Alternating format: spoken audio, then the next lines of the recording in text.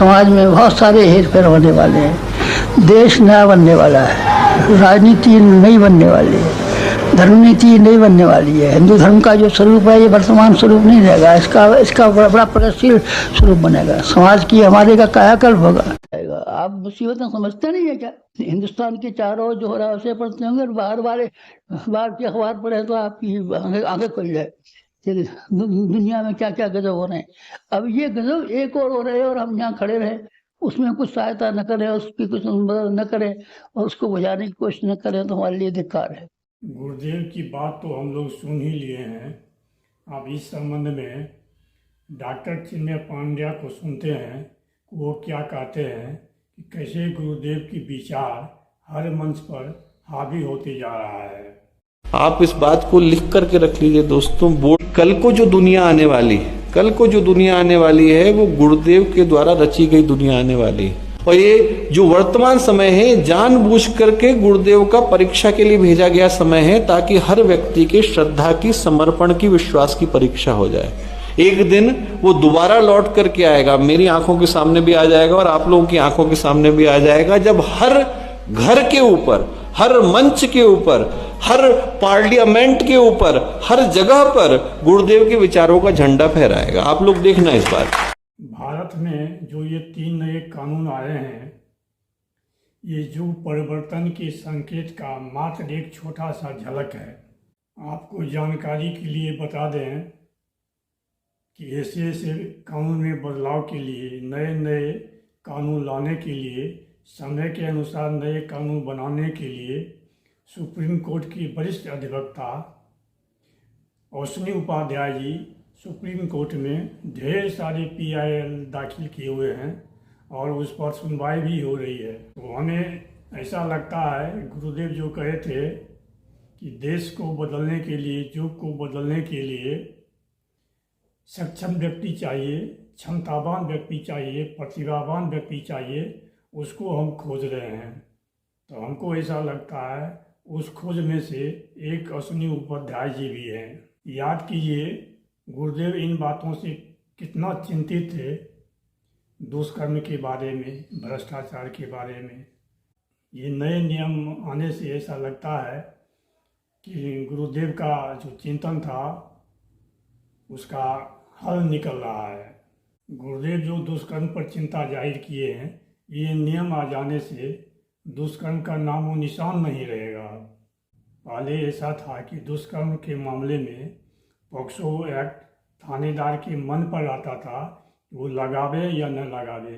अगर किसी को वो सहयोग करना चाहता था तो पॉक्सो एक्ट नहीं लगाता था।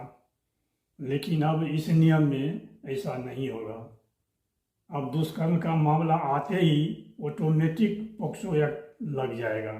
अब नए नियम पर कुछ नज़रें डालते हैं। दुष्कर्म के मामले में 20 साल से लेकर आजीवन कारावास है। नाबालिग बच्ची के दुष्कर्म में मौत की सज़ा है। अब लव जिहाद वाले सचेत हो जाएं। अब वो लव जिहाद नहीं कर पाएंगे, क्योंकि लव जिहाद करना अब एक आपराधिक कृत्य माना जाएगा। रेप पीड़ितों की रिपोर्ट 7 दिनों में देनी होगी। अब जनरल बात जरा देखते हैं। 90 दिनों में चार्जशीट दाखिल करनी पड़ेगी। 180 दिनों में जांच पूरी करनी पड़ेगी। गंभीर मामलों में 14 दिनों में रिपोर्ट जमा करनी होगी। आरोप तय हो जाने पर 30 दिनों में सजा देनी होगी। तारीख पर तारीख अब बीते दिनों की बात हो जाएगी। आतंकवादी घटना पर मृत्युदंड का प्रावधान किया गया है। आर्थिक सुरक्षा पर हमला आतंकवाद के दायरे में रखा गया है। कोई भी व्यक्ति सरकार के खिलाफ अब बोल सकता है, क्योंकि देश आज़ाद है। परंतु देश के खिलाफ कोई कृत्य करेगा तो देशद्रोह में माना जाएगा। अब कोई नहीं कह पाएगा कि भारत तेरे टुकड़े होंगे।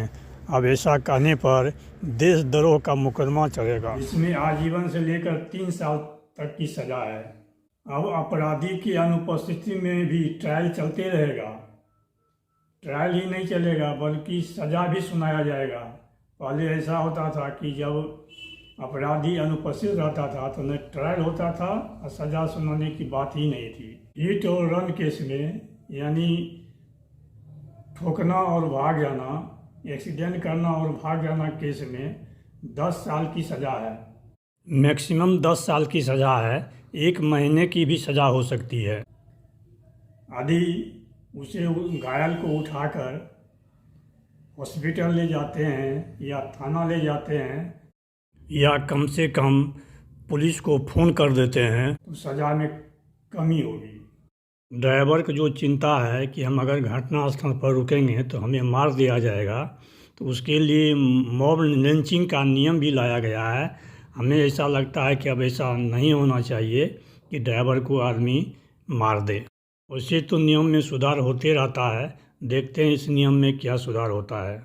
मॉब लिंचिंग में 7 साल से लेकर आजीवन कारावास का प्रावधान किया गया है। सरकारी कर्मचारी पर अगर केस चलाना है तो 120 दिनों में विभाग को अनुमति देनी होगी। छोटे अपराध पर समाज सेवा करने का प्रावधान किया गया है। सर्च और जब्ती जब होगा तो उसका वीडियोग्राफी नेसेसरी कर दिया गया है। अब थाने में कोई गाड़ी सड़ेगा नहीं, वीडियोग्राफी करके थाने से ही गाड़ी को छोड़ दिया जाएगा। अब आइए संसद में दिए गए इस कानून पर वक्तव्य को कुछ अंश सुनते हैं। तीनों कानूनों के महत्वपूर्ण प्रावधानों को देश के सामने रखना चाहता हूं। हमने राजद्रोह की जगह देशद्रोह की स्थिति रखी। अब ये देश आजाद हो चुका है, लोकतांत्रिक देश है। शासन की टीका तो कोई भी कर सकता है, किसी को भी करने का अधिकार है। इसके लिए इस देश में अब किसी को जेल में नहीं जाना पड़ेगा, मगर इस देश के खिलाफ कोई बोल नहीं सकता, इस देश के हितों को कोई नुकसान कर नहीं सकता। इस देश के झंडे, इस देश की सीमाएं, इस देश के संसाधनों के साथ अगर कोई खिलवाड़ करेगा तो निश्चित रूप से उसको जेल में जाए। भारतीय न्याय संहिता में एक नया चैप्टर महिला और बच्चे के प्रति अपराध का हमने ऐड किया है। बलात्कार करने मात्र से पॉक्सो की सभी धाराएं ये न्याय संहिता के माध्यम से लागू हो जाएगी और उनको बच्चियों के मामले में आज जीवन कारावास और मृत्यु दंड का प्रावधान हमने किया है। आतंकवादी कृत्य को आपराधिक न्याय कानूनों में जगह देने का काम नरेंद्र मोदी सरकार को। अब कोई भी मुकदमा स्टेट विक्टिम की परमिशन के बगैर, विक्टिम को सुने बगैर कोर्ट सिर्फ स्टेट के कहने पर विड्रॉ नहीं कर सकती। विक्टिम को, जो फरियादी है, उसको 90 दिनों में जांच की प्रगति के बारे में इंफॉर्मेशन देने की जिम्मेदारी पुलिस की गई है। एफआईआर, गवाहों के बयान और पुलिस की रिपोर्ट, ये सभी को कंपलसरी कॉपी देने का प्रोविजन इसके अंदर कर दिया गया है। चलिए, वीडियो देखने के लिए धन्यवाद।